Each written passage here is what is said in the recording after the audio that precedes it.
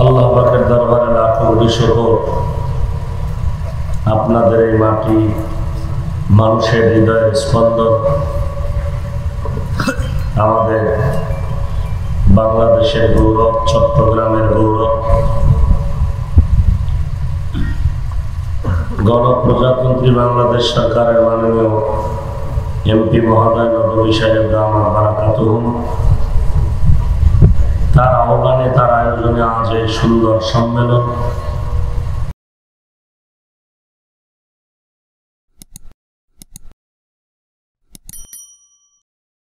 আলহামদুলিল্লাহিল্লাযী জাআলা আশ-শামসা ওয়াল Camara বিল-হিসবান one Nazma ওয়াশ-শাজারা ইয়াসজুদান ওয়া ফাদ্দালা জামানান আলা জামান কামা ফাদ্দালা মাকানান আলা মাকান ওয়া ইনসানান আলা ইনসান ওয়া নাশহাদু আন লা ইলাহা ইল্লাল্লাহু ওয়াহদাহু লা শারীকা লাহু লা জিদ্দা লাহু ওয়া লা নিদ্দা লাহু ওয়া লা মিছলা লাহু ونشهد أن سيدنا ومولانا محمدا عبده ورسوله صلى الله تعالى عليه وعلى آله وأصحابه وبارك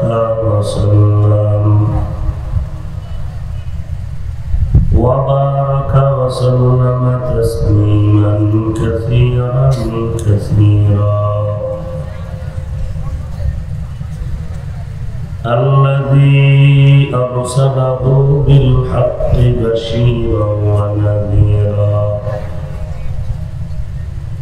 وداعيا إلى الله بإذنه وسراجا منيرا. أما بعد فأعوذ بالله من الشيطان الرجيم. بسم الله الرحمن الرحيم. اقرأ باسم ربك الذي خلق خلق الإنسان من علق اقرأ وربك الأكرم الذي علم بالقلم علم الإنسان ما لم يعلم. وقال النبي صلى الله عليه وآله وسلم خيركم من تعلم القرآن وعلمه أو كما قال النبي عليه الصلاة والسلام. صدق الله مولانا العظيم وصدق رسوله النبي الأمي الكريم ونحن على ذلك من الشاهدين والشاكرين والحمد لله رب العالمين.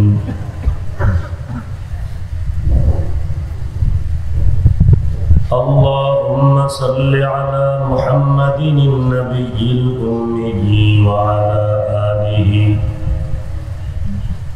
وعلى آله وسلم تسليما.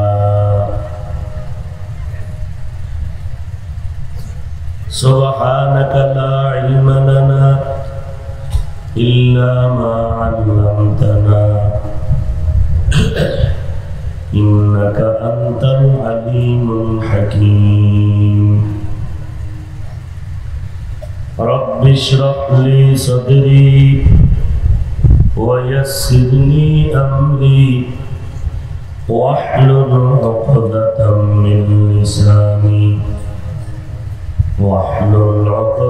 من لساني يفقهوا قولي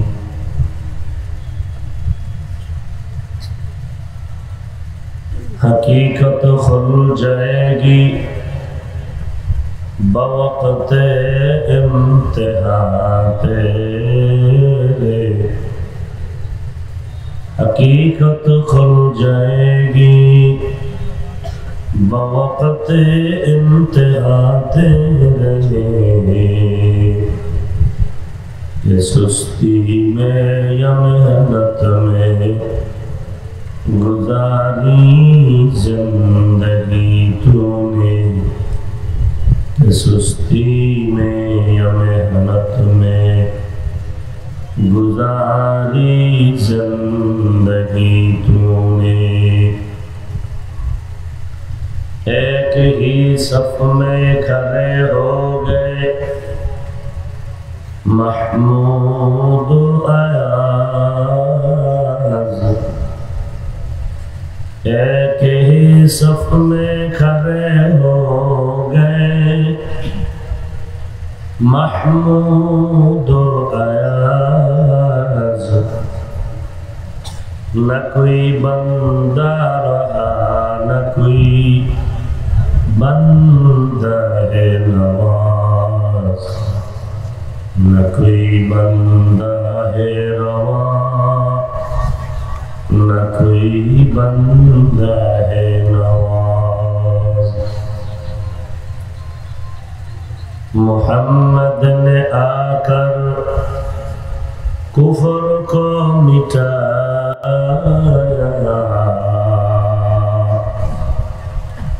کفر کو مٹا کر صداقت بتایا، کفر کو مٹا کر صداقت بتایا۔ আল্লাহ পাকের দরবারে লাখো কোটি শুকর, আপনাদের এই মাটি মানুষের হৃদয়ের স্পন্দন, আমাদের বাংলাদেশের গৌরব, চট্টগ্রামের গৌরব, গণপ্রজাতন্ত্রী বাংলাদেশ সরকারের মাননীয় এমপি মহোদয় নদভী সাহেব দামাত বারাকাতুহুম, তার আহ্বানে তার আয়োজনে আজ এই সুন্দর সম্মেলন, বিভিন্ন জায়গা থেকে আপনারা এখানে এসেছেন, অনেক উলামায়ে হযরতদের এখানে আগমন আছে, আশিকিন জাকিরিন শাকিরিনদের এই মাজমা। আল্লাহ রাব্বুল আলামিন আমাদের সবাইকে কবুল করেছেন, নিয়ামতের শুকর আদায় করি আলহামদুলিল্লাহ। লক্ষ কোটি দরুদ ও সালাম সাইয়্যিদুল মুরসালিন রাহমাতুল লিল আলামিন শফিউল মুযনিবিন খাতামুন নবিয়্যিন সৈয়দুস সাকালাইন ইমামুল মুরসালিন হযরত মুহাম্মদুর রাসূলুল্লাহ সাল্লাল্লাহু আলাইহি ওয়া আলিহি ওয়াসাল্লাম। আজকের এই আয়োজনে বসা কষ্ট, আল্লাহ পাক আমাদের সকলের দুনিয়াতে শান্তি,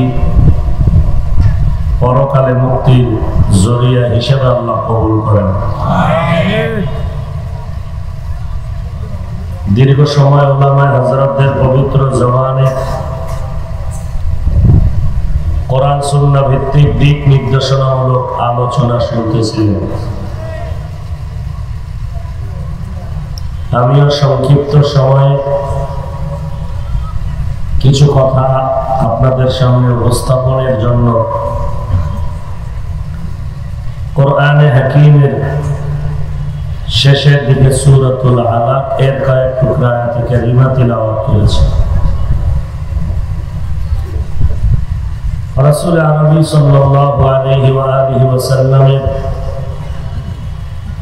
অসংখ্য অগণিত অমীয় বাণী হাদিস শরীফের মধ্য থেকে একটি হাদিস পড়েছে। আল্লাহ পাক বলেন ইকরা বিসমি রাব্বিকাল্লাযী খালাক।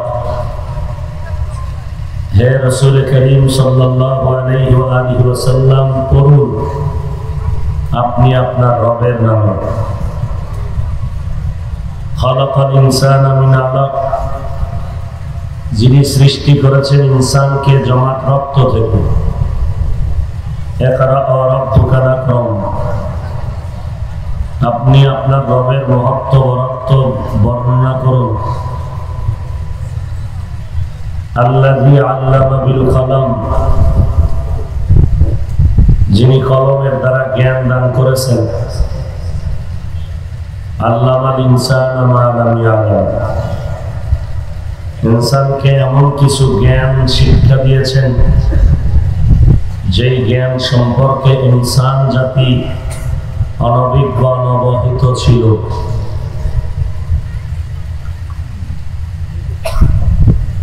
নবীজি সাল্লাল্লাহু আলাইহি ওয়া আলিহি ওয়াসাল্লাম বলেন খায়রুকুম মান তাআল্লামাল কুরআনা ওয়া আল্লামা,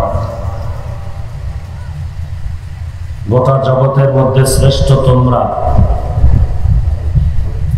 যারা আল্লাহর কোরআনের জ্ঞান শিখে অন্যদেরকেও শিক্ষা দান করো। আল্লাহ পাকের মাখলুকাতের মধ্যে মানুষ মাটির সৃষ্টি শ্রেষ্ঠ, আর এই মানুষের মধ্যে ঈমানওয়ালা মুমিন মুসলমান শ্রেষ্ঠ, আর এই মুমিন মুসলমানদের মধ্যে আম্বিয়ায়ে কেরাম শ্রেষ্ঠ। আম্বিয়ায়ে কেরাম সহ গোটা মাখলুকাতের মাঝে রাহমাতুল লিল আলামিন ইমামুল মুরসালিন শ্রেষ্ঠ, আর গোটা উম্মতের মধ্যে আখিরি নবীর উম্মত আমরা শ্রেষ্ঠ। আবার এই উম্মতের মাঝে কোরআনের জ্ঞান অর্জনকারী দানকারী এরা শ্রেষ্ঠ। এ সমস্ত ওয়াজের মজলিস এটাও জ্ঞান অর্জনের মজলিস। হাকিমুল উম্মত মুজাদ্দিদুল মিল্লাত শাহ আশরাফ আলী থানভী রাহিমাহুল্লাহু তাআলা তিনি বলেন, আল্লাহ ওয়ালাদের মজলিসে বসলে কমপক্ষে দুটো উপকার হয়। এক তো অজানা জিনিস জানা যায়, দ্বিতীয় আমলের লাইনে ব্যাটারি চার্জ হয়, আমলের দিকে মানুষের উৎসাহ বাড়ে। লোকমানে হাকিম তার সন্তানকে বলতেন, নবীজি সাহাবায়ে কেরামদেরকে সে কথা শুনাইলেন, আলাইকুম বিমুজালাসাতিল উলামা ওয়া ইস্তিমাই কালামিল হুকামা, তোমরা উলামাদের মজলিসে বসো এবং হিকমতপূর্ণ হুকামাদের কথাগুলো শ্রবণ করো। কি লাভ হবে? ফাইন্নাল্লাহা তাআলা ইউহয়িল কলবাল মাইয়িতা বিনূরিল হিকমা, তাদের হিকমতপূর্ণ কথার দ্বারা আলোর দ্বারা মানুষের মুর্দা দিল আল্লাহ জিন্দা দিলে পরিণত করবেন। কেমন? বলে কামা ইউহয়িল আরদাল মাইতাতা বিমাইল মাতার, যেমনি ভাবে সূর্যের প্রখর তাপে জমিনের মাটিগুলো ফেটে ভেঙ্গে শক্ত চৌচির হয়ে যায়, মানুষের দিল গুনার তাপে যেমন ভেঙ্গে চুরমার হয়ে যায়, ওই শক্ত মাটি রব্বুল আলামিনের রহমতের বৃষ্টির দ্বারা যেমন দ্রুত নরম হয়, গুনাহওয়ালা অন্তর যখন উলামা হুকামাদের মজলিসে বসে তখন তাদের বয়ান, তাদের নেক নজর আল্লাহর রহমতে তাদের মুর্দা কলবের মধ্যে আল্লাহর রহমতের বাড়ি ধারার থেকে রহমত এসে নেক আমলের ফসল উৎপাদনের জন্য বান্দা ক্ষমতা ফিরে পায়। আমরা জানি আহলে সুন্নাত ওয়াল জামাতের আকীদা, আমাদের নবী শেষ নবী, শ্রেষ্ঠ নবী। কিয়ামত পর্যন্ত নতুন ভাবে কেউ নবুয়ত পাবেন না, নতুন কোন নবী হবেন না। তো নবীর অবর্তমানে কিয়ামত পর্যন্ত নবীর এই দ্বীন আমানত উম্মতের কাছে যথাযথ পৌঁছে দেওয়ার দায়িত্ব রাসূল দিয়েছেন উলামায়ে আহলে হকের কাছে, ওয়ারাসাতুল আম্বিয়া। আল্লাহ রাব্বুল আলামিন গোটা জগতের মানুষের নাজাতের জন্য দুটো পদ্ধতি ব্যবস্থা করেছেন। একটা হলো রিজালুল্লাহ আর একটা কিতাবুল্লাহ। ব্যক্তি আর কিতাব। ব্যক্তির মধ্যে শ্রেষ্ঠ ব্যক্তি রাহমাতুল লিল আলামিন। কিতাবের মধ্যে শ্রেষ্ঠ কিতাব কোরআনে হাকিম। সৃষ্টি জগতের মধ্যে আমার নবীর মতো যেমন কোন নবী নাই, কোরআনের মতো এমন একটা কিতাব যার দ্বিতীয় কোন কিতাবের জমিনের মধ্যে নেই। এমন একটা দামি কিতাব আল্লাহ পাক রাহমাতুল লিল আলামিনের কাছে পাঠাইলেন 23 বছরের সীমানা।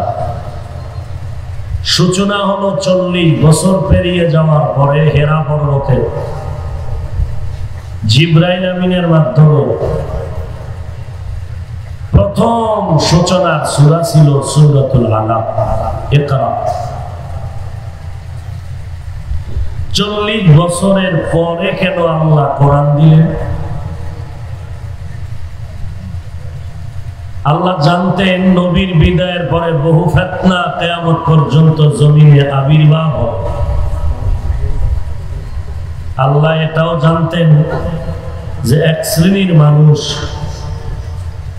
নিজে নিজে মহাপণ্ডিত দাবি করে কিতাব পড়ে কোনো ব্যক্তির ধার ধারবে না। যেহেতু রাহমাতুল লিল আলামিন কিয়ামত পর্যন্ত উম্মতের জন্য মডেল, আদর্শ, নবীকে দিয়ে একটা প্রেসক্রিপশন তৈরি করলেন, যেই প্রেসক্রিপশন কিয়ামত পর্যন্ত ফলো করবে উম্মত। নতুন কোন প্রেসক্রিপশন আসবে না। উলামায়ে আহলে হকের কাজ শুধু এই প্রেসক্রিপশনটাকে উম্মতের মাঝে স্মরণ করা, কলবের ঔষধ সেবন করাবে। এজন্য আল্লাহ বুঝায় দিলেন যে আমি আল্লাহ ব্যক্তি পাঠাইছি, আগে কিতাব দিয়েছি পড়ো, এবং কিতাব তাকে দিছি যার যোগ্যতা বুঝার মতো, বুঝানোর মতো অর্জিত হয়েছে, তাকে আমি আল্লাহ কিতাব দিয়েছি। এখান থেকে আমরা কি উপদেশ পাই? আমরা উপদেশ পাই যে কেউ বুখারী বুখারী কয়ে চিল্লাইয়া বুঝানোর যোগ্যতা নাই, বুঝানোর যোগ্যতা নাই, বাংলা কিছু হাদিস মুখস্থ করে যদি বলে বুখারী ছাড়া কিছু মানি না, এদেরকে চূড়ান্ত শিক্ষা দিলেন যে কিতাব ধরলেই ধরা যায় না। এই কিতাব বুঝার মতো, বুঝানোর মতো আগে যোগ্যতা অর্জন করতে হবে। যদি না হয়, যাদের যোগ্যতা আছে তাদের বুঝানো কথা মেনে চলতে হবে। আমাদের সমাজে তো কিয়ামতের আলামত শুরু হয়ে গেছে। অতি মূর্খ মহাপণ্ডিত, অতি মূর্খ শিয়ালের হাতে মুরগি দিলে যেমন হয়, বেনামাজি মূর্খ সুদখোরের হাতে মসজিদ মাদ্রাসার চাবি দিলে তেমন হয়।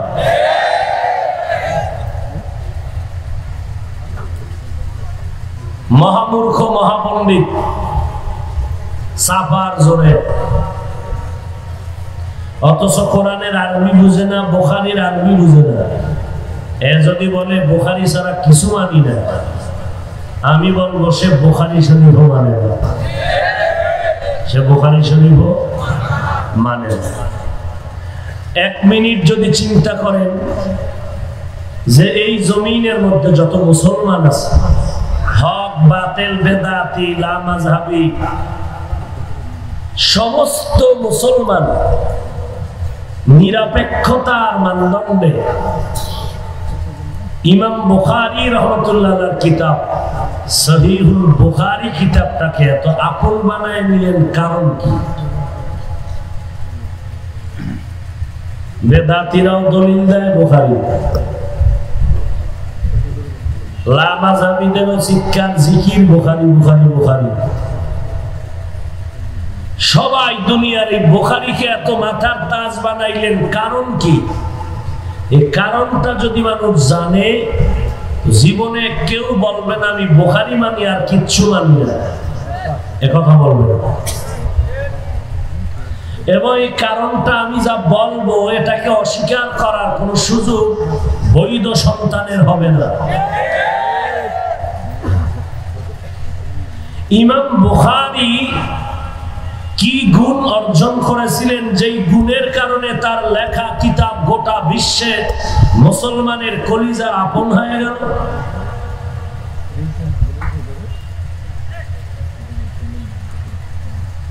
এই কথাগুলো আজীবন মনে রাখবেন। ইমাম বুখারী রাহমাতুল্লাহ আলাইহি বুখারী শরীফের মধ্যে তার কাছে রক্ষিত 6 লক্ষ হাদিসের মধ্য থেকে 4000 হাদিস বুখারী শরীফের মধ্যে লিপিবদ্ধ করেছেন। বেলা তাকরা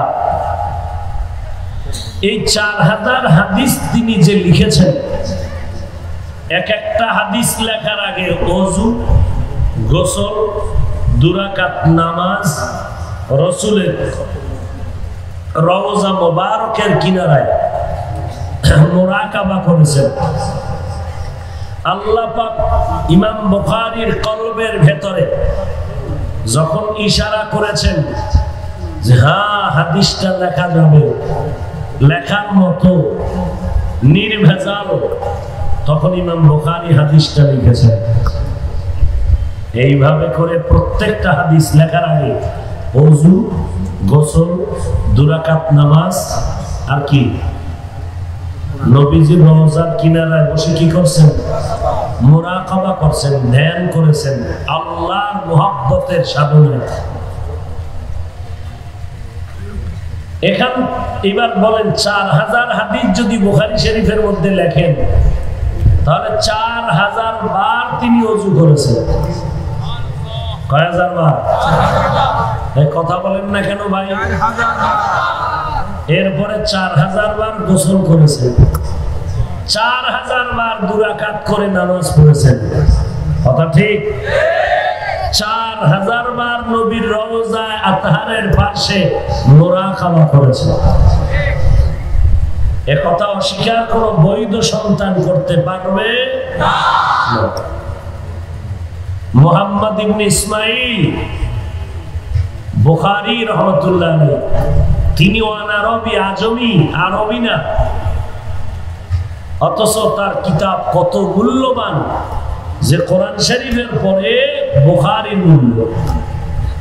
যে বুখারী খতম করে দোয়া করে আল্লাহ কবুল করে। এবার এখান থেকে আমরা কি শিখতে পারি? আমরাও গোসল করি, করি কিনা? অনেক মুরব্বী, জানি না এই দেশের কি হালাত, গোসল টোসল করে লুঙ্গি গামছা কমপ্লিট করে ওযু করে। অনেক মুরব্বীরা এগুলো করে।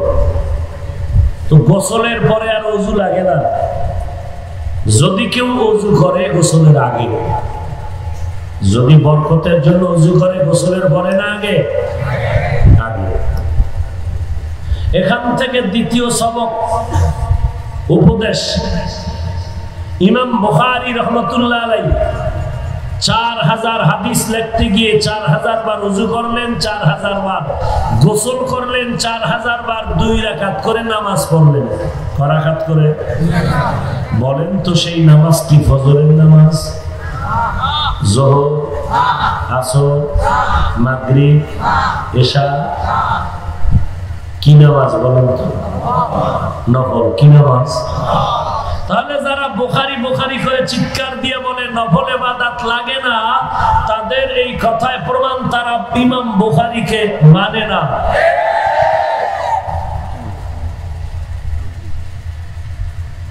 এছাড়া তো বহু দলিল নবী সাহাবায়ে কেরামের মধ্যে আছেই, কিন্তু যারা বুখারীর জীবনের আপন বানায় জিকির করে, বুখারী ফিকির করে না, শুধু কি করে জিকির করে, কোনো ফিকির করে না। এরা কি বলে বুখারী ছাড়া কিছু মানি না। বলো ইমাম বুখারী কিতাব লেখলেন 4000 হাদিস লিখতে গিয়ে 4000 বার 2 রাকাত করে নফল নামাজ পড়লেন। যারা বলে নফল ইবাদত লাগে না তারা ইমাম বুখারীর দুশমন। আর কি উপদেশ পাই? আমাদের দেশের আহলে হক পীর মাশায়েখ আল্লাহওয়ালা ওলি আল্লাহ যারা আউলিয়ায়ে কেরাম হক, এরা মুরিদানদেরকে আল্লাহ পাওয়ার জন্য মুরাকাবার সবক দেন, আল্লাহ পাওয়ার সাধনার সবক দেন। ইমাম বুখারী নবীজির রওজার কিনারায় মুরাকাবা করেছেন 4000 বার।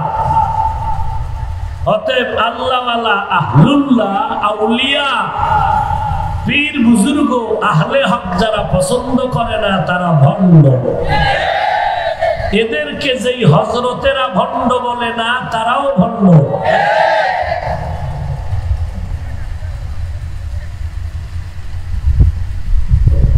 এবার আল্লাহ পাক কোরআন নাজিল করলেন নবীর কাছে কত বছর পরে?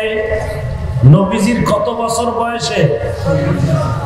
40 বছরের নবী মুহাম্মদ সাল্লাল্লাহু আলাইহি ওয়াসাল্লাম, তিনি কি অবুঝ? যিনি বিশ্ব নবী তারে আল্লাহ 40-এর পরে কোরআন দিলেন। কারণ কি? এই কারণ বললাম এতক্ষণ। কিতাব পারলেই ধরা যাবে না, বুঝার মতো বুঝানোর মতো যোগ্যতা অর্জন করতে হবে। যদি যোগ্যতা ছাড়া কিতাব ধরে তাহলে অতি চালাক হইয়া সমাজের ভিতরে ফিতনা ছড়াবে। সমাজের ভিতরে কি ছড়াবে? ফিতনা। কারণ এরা অতি চালাক, আর অতি চালাক এরা অতি বেয়াদব। অতি চালাক অতি বেয়াদব। কেমন? ইমাম আবু হানিফাকে মুশরিক যদি বলে এটা বেয়াদবি নয়? কথা বলেন না? যে অতি চালাক, যার পান খাওয়ার অভ্যাস নাই এরা যদি পান দেয় কি হয়ে যায়? চান্দি গরম হয়ে যায়। কাঁচা সুপারি দিয়ে পান দিছে, খাইয়েই কয় বিশ্বরোড বাঁকা করলো কেরে। যার পান খাওয়ার অভ্যাস নাই এর যদি পান দেয় ঝামেলা কমে না বাড়ে? যে বুখারীর আরবি বুঝে না এর যদি বাংলা বুখারী দেয় ফিতনা কমবে না বাড়বে? আমরা কইলি কয় হিংসা করি। ওরে হিংসা তো আমরা করি না, যারা আমাদের আহলে হকদের বিরোধিতা করে হিংসা তো তাদের অন্তর। কই আমরা তো কওমি মাদ্রাসায় পড়ে আলিয়ার গালি দেই না, স্কুল কলেজের বিরুদ্ধে বলি না। আমাদের কওমিওয়ালাদের বিরুদ্ধে যারা বলে এদের অন্তরে হিংসা। আসেন আমরা আগাই। আল্লাহর নবীর উপরে কোরআন আসলো কেমনে? হেরা গুহায়। কোথায়? কার মাধ্যমে? জিবরাইল। কে দিলেন? আল্লাহ। নবীজিকে এই হেরা গুহার মধ্যে এসে জিবরাইল আমিন দাঁড়াইয়া নবীকে দাঁড় করায়। জিবরাইল আমিনের সিনাটা নবীজির সিনা মোবারকের সাথে লাগায় হালকা করে চাপ দিলেন আর বললেন ইকরা। নবী বললেন মা আনা বিকারি, আমি পড়তে জানি না। নবী কি বললেন? এনে বাতিল বেদাতীরা কি কয়? নবী নাকি বলেছেন তোর কাছে বলুন না, তুই কে? আর আস্তে কর। অতি চালাক বেয়াদব, অতি চালাক। নবীকে চাপ দিলেন কয়বার? আবার চাপ দিলেন আর বললেন ইকরা। নবী আবারও জবাব দিলেন মা আনা বিকারি, আমি পড়তে জানি না। কয়টা হলো? এবার জিবরাইল আলাইহিস সালাম রাহমাতুল লিল আলামিনকে এত জোরে চাপ দিলেন, আর জিবরাইল আমিন বললেন, ইকরা বিসমি রাব্বিকাল্লাযী খালাক খালাকাল ইনসানা মিন আলাক ইকরা রাব্বুকাল আকরামুল্লাযী আল্লামা বিল কলাম আল্লামাল ইনসানা মা লাম ইয়ালাম। নবীর এমন জোরে চাপ দিছে না, নবীজির জ্বর উঠে গেল।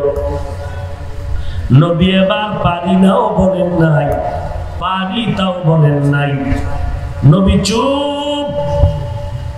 জ্বর এত বেশি, কোন ডিগ্রি নাই, এত বেশি জ্বর, শরীরের মধ্যে কম্পন শুরু হয়ে গেল, মনে হয় যেন মরণের কষ্ট শুরু হইল। এমন নবী ওখান থেকে বের হইয়া ডাইরেক্ট চলে গেলেন খাদিজাতুল কুবরা রাদিয়াল্লাহু আনহার ঘরে।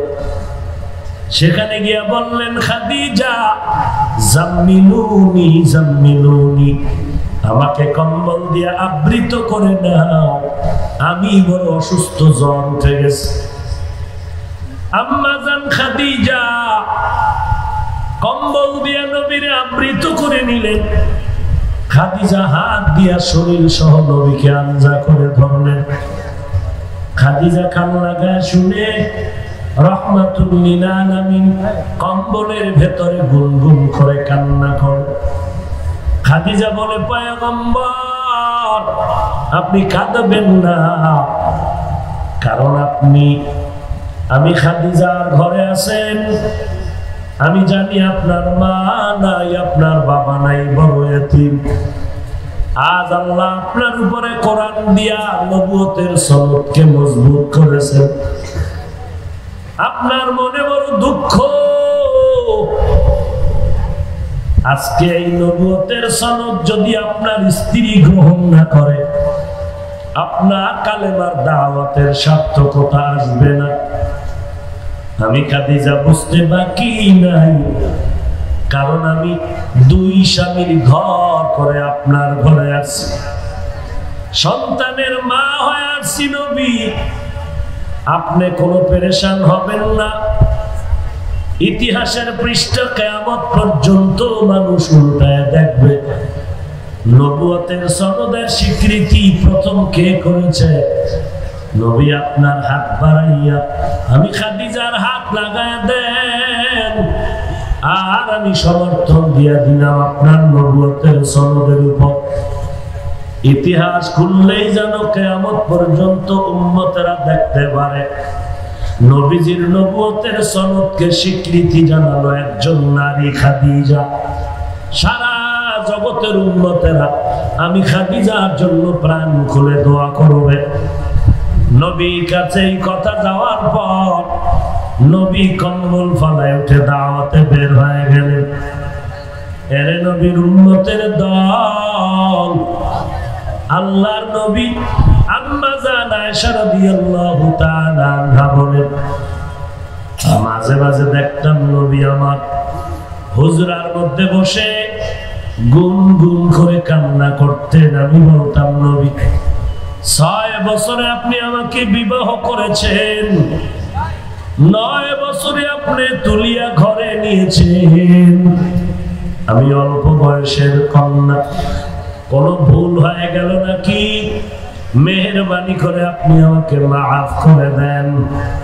নবী বলেন, আয়েশা তোমার জন্য আমি কাঁদি না, আমি পয়গম্বরের অন্তরে খাদিজার কথা যখন মনে পড়ে যায় আমি চোখের পানি ধরে রাখতে পারি না, কারণ তুমি আমার সুখের সময়ের বিবি, আর খাদিজা হলো আমার দুঃখের দিনের আমার বিবি। যেই দিন আমার মক্কায় কেউ নাই, আমার বাড়ি নাই, ঘর নাই, আমার মা নাই, আমার বাবা নাই, আমি বড় এতিম। ওই সময় 40 বছর পর্যন্ত আমি হেরা গুহায় গিয়া মাওলা পাকের ধ্যানে সময় কাটাইতাম। একদিন দুই দিন না, সপ্তাহ চলে যাইতো, আমি গর্ত থেকে আর বের হতাম না। আমার বিবি খাদিজা মোহব্বতের কারণে, মহিলা মানুষ পাথরের পথ পাড়ি দিয়া উঁচু হেরা পাহাড়ের চূড়ায় উঠিয়া আমি পয়গম্বরের দরবারে নাস্তা পৌঁছায় দিতে। খাদিজা আমার দুঃখের সময়ের বিবি, আমার দুঃখের 3 বছরের কিনারায় আমাকে শিয়াবে আবু তালিবের মধ্যে বন্দী করে রেখেছিল। খানাও দেয় নাই, পানিও দেয় নাই, বেঈমান। আমি মুহাম্মদ গাছের পাতা খেয়ে খেয়ে আমার জীবনটা বাঁচিয়েছি। খাদিজার উপরে বয়কটের কোনো কিছু ছিল না, কিন্তু খাদিজা আমার এমন পাগল, আমার কাছে আসিয়া শিয়াবে আবু তালিবের মধ্যে খাদিজা আমার মোহাব্বতে পড়ে থাকতো, আমার সাথে পাতা খেয়ে জীবন কাটাতো। এ খাদিজার কথা মনে পড়লে আমি নবী চোখের পানি ধরে রাখতে পারি না।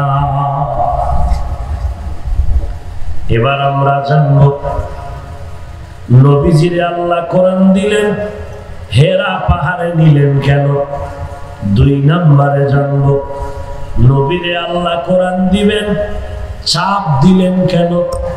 3 নম্বরে জানবো চাপ দিছেন তো একটা দিলে হইতো, 3টা চাপ দিয়া নবীরে কেন অসুস্থ বানাইলেন।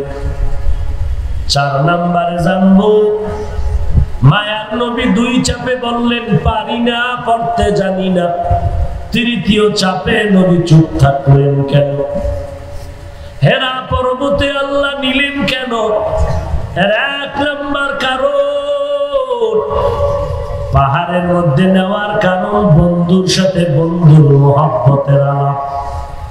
এটা ওপেনে হয় না, গোপনে মজা বেশি হয়। ওপেনে না গোপনে? গোপন কি? বাজার, হ্যাঁ, জঙ্গল, পাহাড়। এই জন্য নবী দীর্ঘ 40 বছর পর্যন্ত হেরা গুহার মধ্যে মাওলা পাকের ধ্যানে সময় কাটাতেন, মুরাকাবা করতেন, আল্লাহ পাওয়ার সাধনা করতেন। তো হেরা পাহাড় কেন? বাইতুল্লাহ কিনারায় তো জঙ্গলে আবু কুবাইস পাহাড় ছিল, আরো কত পাহাড়। হেরা পাহাড়ে নিলেন কেন? এর 1 নম্বর কারণ, নবী বলেন আমি হেরা পাহাড়ের চূড়ায় উঠলে অন্য পাহাড়ে এই সুবিধা নাই। হেরা পাহাড়ে যে সুবিধা বলে কি? বলে আমি হেরা পাহাড়ের গুহায় দাঁড়াইলে ডাইরেক্ট আমি বাইতুল্লাহ নজরে দেখতে পাইতাম। আর বাইতুল্লাহ দেখলে আমার কলিজা ঠান্ডা হয়ে যাইতো। কারণ দুনিয়াতে এমন কিছু জিনিস আছে দেখলেই সওয়াব। বাইতুল্লাহ দিয়ে তাকাও সওয়াব, রাহমাতুল লিল আলামিনের দিকে তাকাও সওয়াব। আহলে হক আল্লাহ ওয়ালা যারা তাদের চেহারা দেখো সওয়াব, মা বাবার চেহারা দেখো সওয়াব, মাওলার কুদরত দেখে মাওলার পরিচয় নাও সওয়াব। আল্লাহ পাকের কোরআন খুলিয়ে যদি তাকাইয়া দেখো তাতেও আমলনামায় সওয়াব। আল্লাহর নবী বাইতুল্লাহ দেখতেন ওই হেরা পাহাড় থেকে সরাসরি দেখতেন। এই জন্য পয়গম্বর ওই পাহাড়ে সাধনায় যাইতেন। 3 নম্বর কথা হলো আল্লাহ তো কোরআনে বলেন লা তুহাররিক বিহি লিসানাকা লিতাজালা বিহি ইন্না আলাইনা জামআহু ওয়া কুরআনা। ও পয়গম্বর জবানটা নাড়াইয়া কষ্ট করবেন না, আমি আল্লাহ কুদরতি ভাবে আপনার সিনায় এলেম কোরআন জমা করে দিব। আপনি কষ্ট করবেন না, আমি সিনার মধ্যে এলেম জমা করে দিব। এত সুন্দর কথা যেই নবীরে আল্লাহ বললেন, সেই নবীরে চাপ দিলেন কেন? मेरा जाज़ो करदन बेहिसाब खल्क़े रादादन जवाब बाज़वाब हक नदारत दुस्ते खलूक़ा ज़ारेरा मुस्ते ई खसलत के दिनदारेरा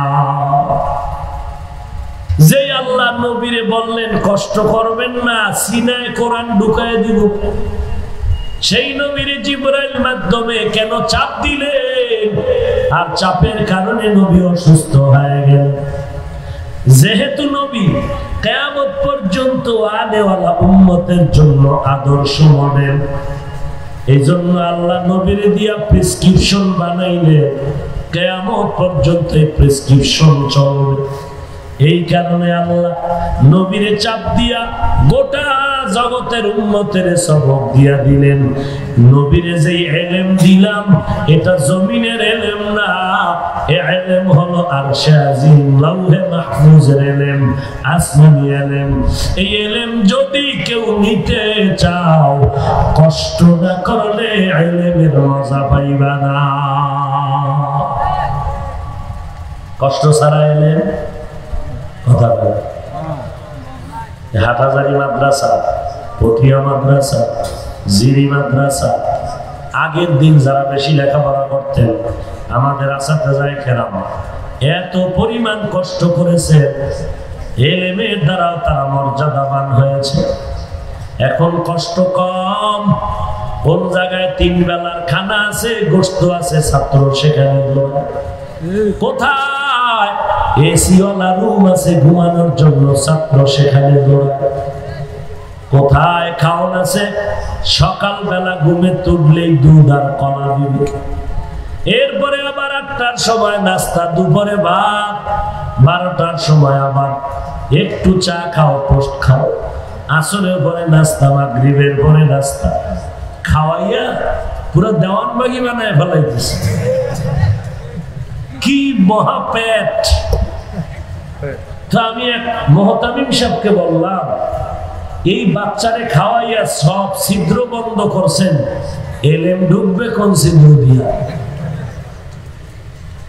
এলমেরা এ জাজো করদন বেহিসাব খলকে রাদাদন জওয়াবে বাসওয়াব। এলেম শিখার জন্য কষ্ট করতে হবে। এই জন্য দেখবেন আমাদের মাদ্রাসাগুলোতে যখন প্রথম ছাত্র ছিল টিনের ঘর, তখন খাওয়া দাওয়ায় কষ্ট, ঘুমে কষ্ট। এখন 3 তলা বিল্ডিং হয়েছে, ছাত্র 500,000 হয়ে গেল, এখনো কষ্ট কম নাই, খানা দানা ঘুমানো কষ্ট। কারণ আল্লাহ চায় যে যেই পরিমাণ কষ্ট করবি ইলমের দ্বারাও সেই পরিমাণ মর্যাদাবান হবি। এবার আপনি 3 বেলা খান আর 5 বেলা খান, জানার দরকার নাই। ফাইনাল রেজাল্ট হলো ইলমে ওহীর জন্য যেই পরিমাণ কষ্ট করবে আল্লাহ তাকে সেই পরিমাণ মর্যাদাবান করে দিবেন। এজন্য নবীরে চাপ দিলেন। 4 নাম্বার কথা, নবীরে চাপ দিলেন তো 3 বার দিলেন কেন? একবার দিলেই তো হয়ে যাইত। 3 বার চাপ দিয়া নবী মহা 3টা দুঃখের কথা স্মরণ করা ইশারা করলেন। ও নবী, আপনার জীবনে মহা 3টা ভয়, মারাত্মক ভয়ঙ্কর দুঃখের সময় আসবে। এক, কষ্ট হলো 3 বছরের মতো শিয়াবে আবু তালিবের মধ্যে নবী কষ্ট পাবেন না খাইয়া। 2 নাম্বার কষ্ট, একই বছরের আগামাথায় নবীর দুনিয়া দারুল আসবাব হিসেবে 2টা ছায়া, চাচা আবু তালেব আর নবীর স্ত্রী খাদিজা রাদিয়াল্লাহু আনহা, দুজন একই বছর ইন্তেকাল হয়ে গেল। নবীর জন্য মহা এক কষ্ট। নবী এত কাদাই কাঁদলেন, অন্যের বেলায় নবী এত কাঁদেন নাই। 3 নাম্বার কষ্ট, জন্মভূমি মক্কা ত্যাগ করিয়া মদিনায় হিজরত করার কষ্ট। নবীকে 2 চাপ দিলেন, নবী বললেন পড়তে জানি না। 3য় চাপে নবী পারি না পারি কিছুই বললেন না। নবী চুপ থাকলেন কেন? এর 1 নাম্বার জবাব, প্রথম 2 চাপে বলা হয় নাই কার নামে পড়ো, কিন্তু 3য় চাপে স্পষ্ট করা হলো রবের নামে পড়ো। নবী চুপ থাকিয়া সমর্থন করে দিলে, যেই লেখাপড়ায় রবের পরিচয় আছে সেই পড়াটা পড়ো, যেই লেখাপড়ায় রবের পরিচয় নাই ওই লেখাপড়া সব ছাড়ো। যেই লেখাপড়া দিয়া আল্লাহ চিনা যায় না ওই লেখাপড়া ছেড়ে দাও। বলবেন তাহলে এই জমিনে ডাক্তার, প্রফেসর, ইঞ্জিনিয়ারিং যারা পড়ে এরা কি জাহান্নামী? না, ইঞ্জিনিয়ার, প্রফেসর, ডাক্তার স্কুল কলেজে পড়িয়াও 5 ওয়াক্ত নামাজি আছে না নাই? আল্লাহরে চিনে নি, চিনে না? তাহলে তারে খারাপ বলবেন কেন? মূল বিষয় হলো আল্লাহর পরিচয় লাভ করা। এরে নবীর উম্মতের দল, এই ইলমের মার্কাজ, সন্তানটারে আলেম বানাও, কোরআন সিনে ঢুকাও। কিয়ামতের ময়দানে একজন কোরআনওয়ালা 10 জন গুনাহগারের সুপারিশ করে জান্নাতে নিয়ে যাবে। এরে নবীরা শেখ উম্মতের দল, আল্লাহর কোরআনটা বুকে লাগাও। যেই কোরআনের তেলাওয়াত এত মজা, সেই কোরআনের তরজমা না জানিয়া কত মজা। আল্লাহর নবীর কোরআন তেলাওয়াত শোনার জন্য নবীর বড় দুশমন আবু জাহাল রাতের গভীরে নবীর ঘরের কিনারে এসে কোরআন তেলাওয়াত শুনত। বড় দুঃখ, আজ মুসলমানের অভাব নাই, কিন্তু একজন মানুষ কি দাঁড়াইয়া বলা যাবে কি যে 12টা মাস প্রত্যেকটা দিন ফজরের পর মুসলমানের কোন ঘরে প্রতিদিন মাওলার কোরআনের তেলাওয়াত হয়? হাজারে একজন পাওয়া কষ্ট হবে যে 12 মাস প্রতিদিন ফজরের পরে ঘরের মধ্যে কেউ না কেউ কোরআন পড়ে। হাজারে একজন পাওয়া কষ্ট হবে।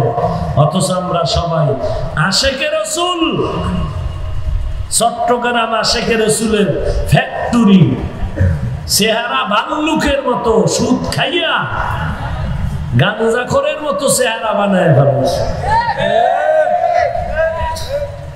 এ যদি কেউ সুন্নি তা চোরকে।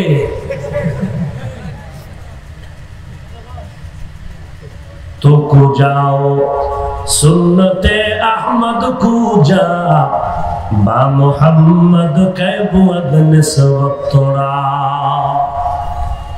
উম্মতরা সুন্নত এখন ভুলতে শুরু করেছে, চিনেই না সুন্নত কি জিনিস।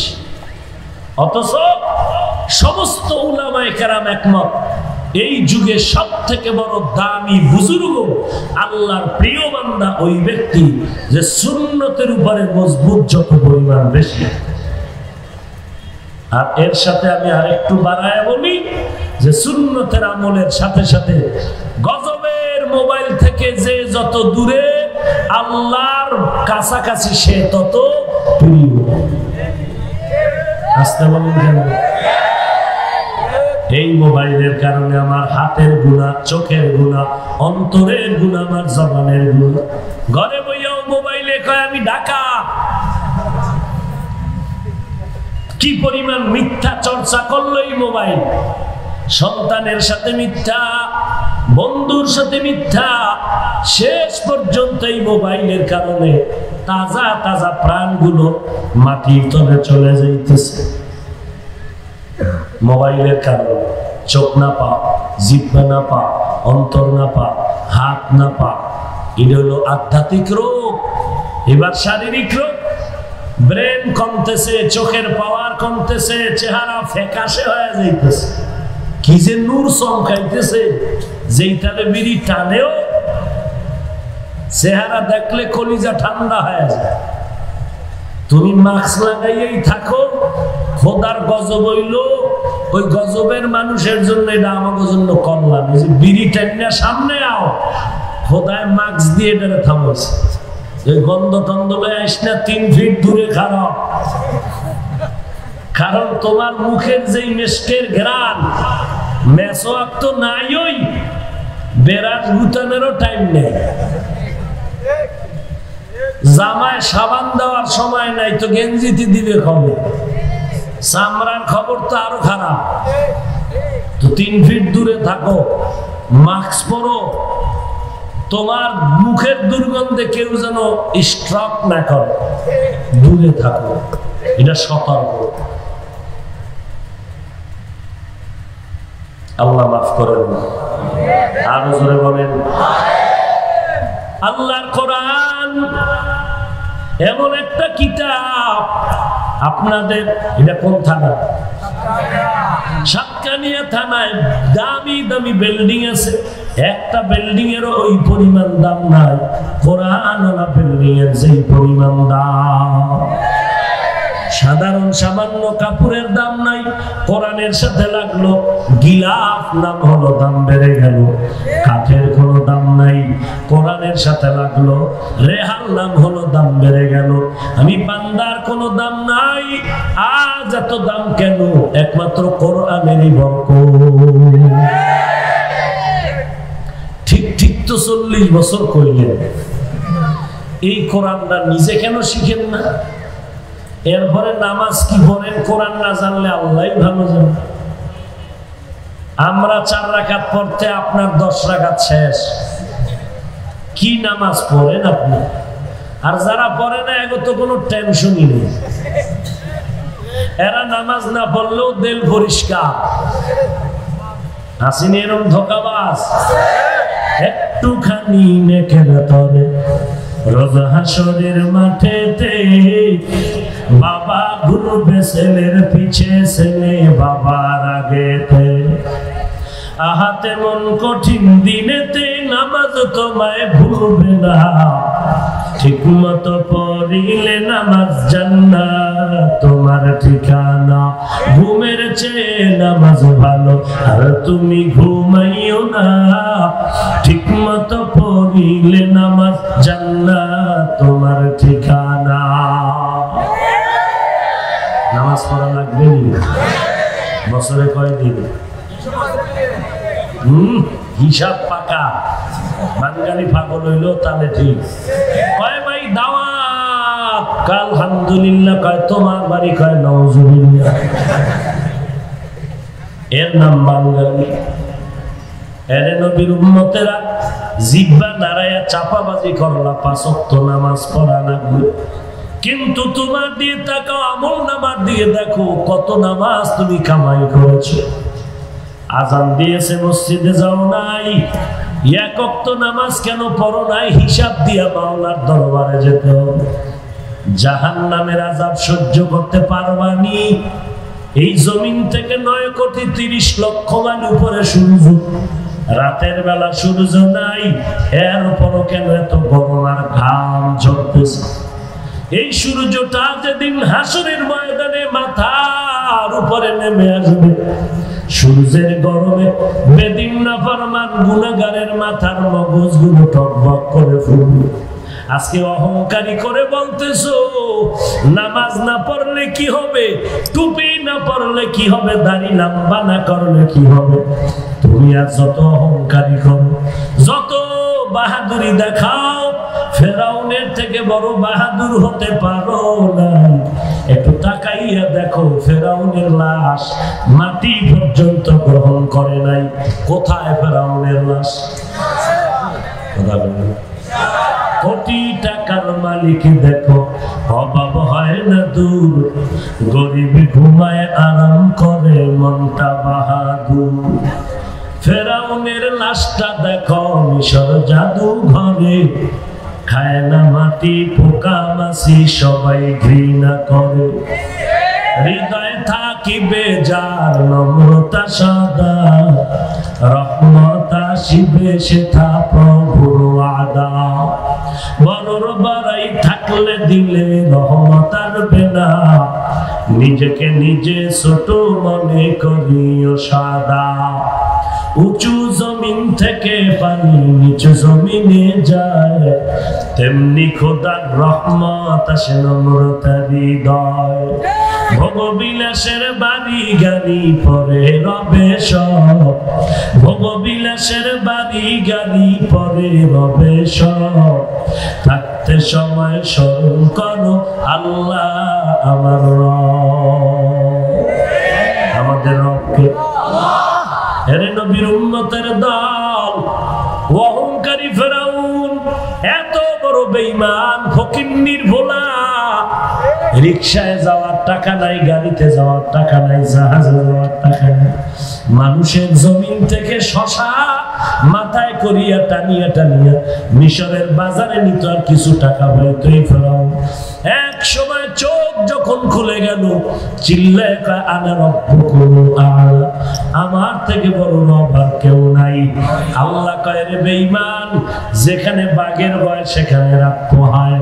যেই ফেরাউন আল্লাহরে মানে না, রব্বুল আলামিন ওই ফেরাউনের ঘরে তার স্ত্রীর মাধ্যমে ধর্মের বাতি জ্বালায় দিলে। স্ত্রীর নাম কি? আসিয়া। কেমন দামি হয়ে গেল এ আসিয়া! এত দামি হওয়ার পেছনে কারণ নবী মুসা নবীর স্পর্শ লেগেছিল। আসিয়ার ফেরাউন তাকায় দেখে, একদিন আসিয়া ঠোঁট নাড়াচাড়া জানে পড়িয়া কি মন্ত্র। আসিয়া কি মন্ত্র বলো? আসিয়া বলে রবের নামের জিকির আমি করতেছি। ফেরাউন বলে রব আমি? বলে না না, আমার রব তিনি যিনি তোমারে বানাইছেন, তোমারে গরিব থেকে আজকে ধনী বানায় দিলেন, তিনি আমার রব। আসিয়া সাবধান, আসিয়া মহিলা মানুষ, ভয় দেখাইও না। ইমানের পাওয়ারে নারী নাই পুরুষ নাই, কল্লা দিতে পারবো, ইমান বিক্রি করতে পারবো না। ফেরাউন বলে তোমার শেষ পরিণাম ফাঁসি হবে। আসিয়া বলে ফাঁসির মঞ্চের ভয় দেখায় লাভ নাই, কারণ মুসলমান মরলে শাহাদাতের দরজা পাবে, বাঁচলে গাজীর মর্যাদা পাবে। জেলখানার ভয় দেখাইয়া লাভ নাই, কারণ মুসলমানের জন্য জেলখানাও হয় ইবাদত খানা। এবার তারিখ হয়ে গেল, আসিয়ার জবাই করবে, শুলিবিদ্ধ করবে তীর দিয়া। লোক সমাগম হয়ে গেল ফেরাউনের স্ত্রীর ফাঁসি দেখার জন্য। ফেরাউন যখন আসিয়ার ফাঁসির মঞ্চে নেয়, আসিয়া মুস্কি মুস্কি হাসতেছে। ফেরাউন ডাক দিয়া কয়, আসিয়া বিপদের সময় কেন হাসো? আসিয়া ডাক দিয়া কয়, ফেরাউন তুমি তো দেখো না তোমার পাওয়ার নাই, আমি ইমানের পাওয়ার দিয়া দেখতেছি। জান্নাতের ফেরেশতারা আমাকে স্বাগতম দেওয়ার জন্য অপেক্ষমান। এই আসিয়া কেমন দামি!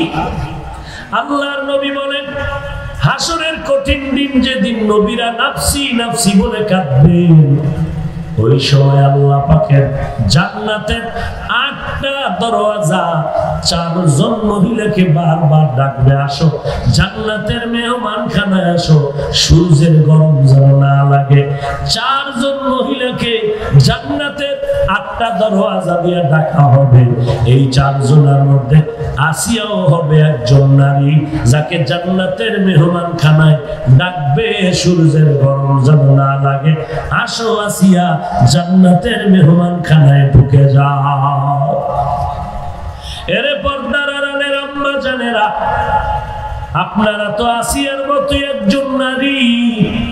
আপনার স্বামী তো ফেরাউনের মতো নামাজে বাধা দেয় না, পারেন না 5 বেলার নামাজ পড়বেন, কোরআন তেলাওয়াত করবেন, স্বামীর জন্য দোয়া করবেন, সন্তানগুলোকে আদর্শওয়ালা বানাবেন। ইঞ্জিনিয়ার হোক, ডাক্তার হোক, আলহামদুলিল্লাহ, আপনার সন্তান প্রফেসর হবে, আলহামদুলিল্লাহ। কিন্তু আদর্শ নষ্ট করলে দুনিয়াও ধ্বংস, পরকালও ধ্বংস। যদি আদর্শওয়ালা বানায় যাও রে মা, সন্তানও দোয়া পাবে, সন্তানের কারণে মা তুমিও দোয়া পাইবা। ঘরের মধ্যে মা, তুমি শুধু সন্তানের মা না, তুমি গোটা জগতের জন্য একটা আদর্শ মা। তোমার আদর্শ ভালো তো সন্তান ভালো হবে। একটা সন্তানের আদর্শের কারণে গোটা জগতের অন্ধকার আলোকিত হয়ে যাবে। ও যুবক, আল্লাহর কাছে তওবা করে নাও। জীবনে শখ মিটাইতে গিয়ে তো গুনার কাজ কম করলাম। আল্লাহর কাছে মাপ চাও রে আল্লাহ। গলায় ছুরি আসবে, মরে যাব, আর পেছনে যত গুনাহ করেছি আজকে থেকে তওবা করে নিচ্ছি। নামাজ আর ছাড়বো না, বেপরদায় চলবো না, মা বাবাকে কষ্ট দিব না, উলামায়ে কেরামের বিরোধিতা করব না, সুন্নতের আমলটারে সুন্দর করে আপন বানায় নেব। দেশের বিরুদ্ধে, জাতির বিরুদ্ধে কোনো ষড়যন্ত্র করব না। তওবা করার যদি নিয়ত, খাঁটি তওবার নিয়তে দুটো হাত আল্লাহকে দেখায় দাও। আয় আল্লাহ, সবার হাত কবুল করে নেন, তওবা কবুল করে নেন। আমাদের তওবার উপরে মজবুত হইয়া নেক আমল করার তৌফিক দান করেন, আমিন। আলহামদুলিল্লাহি রাব্বিল আলামিন, ওয়াসসালাতু ওয়াসসালামু আলা সাইয়্যিদিল আম্বিয়া'i ওয়াল মুরসালিন ওয়া আলা আলিহি ওয়া আসহাবিহি আজমাইন। ইয়া আরহামার রাহিমিন, ইয়া আরহামার রাহিমিন, ইয়া আরহামার রাহিমিন। রব্বিরহামহুমা কামা রব্বায়ানি সগীরা। রব্বানা আতিনা ফিদ দুনিয়া হাসানা ওয়া ফিল আখিরাতি হাসানা ওয়া কিনা আযাবান নার। ربنا وآتنا ما وعدتنا على رسلك ولا تخزنا يوم القيامة إنك لا تخلف الميعاد. اللهم إنا نعوذ بك من البرص والجنون والجذام ومن سيء الأسقام. اللهم بارك لنا في رجب وشعبان وبلغنا رمضان. رب العالمين গভীর রজনী কুদরতের নজর দিয়ে দেখে দুনিয়াওয়ালারা দরজা বন্ধ করে দিয়েছে, আপনার রহমতের দরজা খুলতেছে। আয় আল্লাহ, আমরা গুনাহগার হয়ে আপনার দরজায় হাত তুলেছি, শয়তানের ধোঁকায় পড়ে গুনাহ করেছি, তওবার নিয়তে হাত তুলেছি, আর গুনাহ করব না। মেহেরবানি করে নবীজির মুহাব্বতে আমাদের জীবনের সমস্ত গুনাহগুলো মাফ করে দেন। আয় আল্লাহ, আজকের এই সম্মেলন নাজাতের জরিয়া বানায় দেন। আর উলামা, পীর, মাশায়েখ, উলামায়ে আহলে হক, মুরব্বি, যুবক, ব্যবসায়ী, ছাত্র ভাই, চাকরিজীবী যারা, পর্দার আড়ালের মা বোনরা, সবাইকে আপনি দিনদার হিসাবে কবুল করে নেন। আলোচনা যা হয়েছে ভুল ত্রুটি ক্ষমা করে দেন। আয় আল্লাহ, মেহেরবানি করে আমাদের সবাইকে 5 ওয়াক্ত নামাজি বানায় দেন, মা বোনদের আশিকা পর্দানিশী বানায় দেন। আয় আল্লাহ, সন্তানগুলো নেককার বানায় দেন, যুবকদের 5 ওয়াক্ত নামাজি কোরআন তেলাওয়াত করনেওয়ালা বানায় দেন। মোবাইলের গুনাহের থেকে আমাদের হেফাজত করুন, মোবাইলের গুনাহের থেকে হেফাজত করুন আল্লাহ। সমস্ত মাদ্রাসা মসজিদ গুলো কবুল করে নেন, অন্যান্য শিক্ষা প্রতিষ্ঠানগুলো নবীর আদর্শওয়ালা বানায় দেন। সারা দুনিয়াতে শান্তি দান করেন, বাংলাদেশ শান্তির দেশ বানায় দেন। দেশের জন্য, দিনের জন্য যারা জীবন দিয়েছে তাদের মাফ করে দেন, এখনো যারা চেষ্টা করে কবুল করে নেন। সরকার বাহাদুর থেকে সকল জনপ্রতিনিধিদের দিনদার বানায় দেন, প্রশাসনিক ভাবে যারা কাজ করে দিনের খাদেম বানায় দেন। আয় আল্লাহ, কামাই রুজিতে হালাল ভাবে বরকত বাড়ায় দেন, বাতিল মুনাফিক দুশমন থেকে হেফাজত করেন, কোরআন হাদিসের ইলমের নূর সিনায় দান করে দেন, চলার পথে ইজ্জতের সাথে হেফাজত করেন। রব্বুল আলামিন, এই সাতকানিয়ার জমিনে আজ কোরআনের বাগান যে এমপি মহোদয় মিলাইলেন, আয় আল্লাহ মেহেরবানি করে তার হায়াতে বরকত বাড়ায় দেন। আয় আল্লাহ জাতির ইনসাফগার খাদেম হিসাবে কবুল করে নেন। আয় আল্লাহ খেদমত নাজাত ও সম্মান হেদায়েতের জরিয়া বানায় দেন। আয় আল্লাহ সমস্ত মুসিবত থেকে হেফাজত করেন, উম্মতের অন্তরে মুহাব্বত ইজ্জত বাড়ায় দেন। আয় আল্লাহ নবীজির রওজায় গিয়ে সালাম দেওয়ার তৌফিক দান করেন, বাইতুল্লাহর গিলাফ ধরে লাব্বাইক বলার তৌফিক দান করেন। আয় আল্লাহ অন্তর থেকে রিয়া হাসাদ কিবির দূর করে ইখলাস দান করেন, ইলমে আমলে বরকত বাড়ায় দেন, আওয়াজের ভিতরে ইখলাস স্পষ্টতা রুহানিয়াত বাড়ায় দেন। আমরা যারা হাত তুলেছি আমাদের কারো মা নাই বাবাও নাই, অন্ধকার কবর থেকে দোয়ার অপেক্ষায়, জানি না কে এতিমের মতো হাত তুলেছেন, মেহেরবানি করে সবার কবর জান্নাতের বাগান বানায় দেন। যারা বেঁচে আছেন দীর্ঘ নেক হায়াত দান করেন, যারা অসুস্থ মেহেরবানি করে সুস্থতার নেয়ামত দান করে, দীর্ঘ নেক হায়াত দান করে দেন। আমাদের সকলের দিলের নেক আশা পূরণ করে দেন, সুন্নতের আমলওয়ালা জিন্দেগি দান করেন। আয় আল্লাহ এই সম্মেলনকে আহলে হকের ব্যানারে কিয়ামত পর্যন্ত কায়েম রাখেন আল্লাহ। আয় আল্লাহ যারা আসছে, যারা নিয়ত করে আসতে পারে না, সবাইকে বরকত দান করেন, নিরাপদে গন্তব্যে পৌঁছার তৌফিক দান করেন। আয় আল্লাহ সবাইকে দ্বীনের খাদেম হিসেবে কবুল করে নেন। হাসবুনাল্লাহু ওয়া নি'মাল ওয়াকিল, নি'মাল মাওলা ওয়া নি'মান নাসির। ওয়া সাল্লাল্লাহু তাআলা আলা খাইরি খালকিহি মুহাম্মাদিন ওয়া আলা আলিহি ওয়া আসহাবিহি আজমাইন। আমিন আমিন আমিন বিরহমাতিকা ইয়া আরহামার রাহিমিন।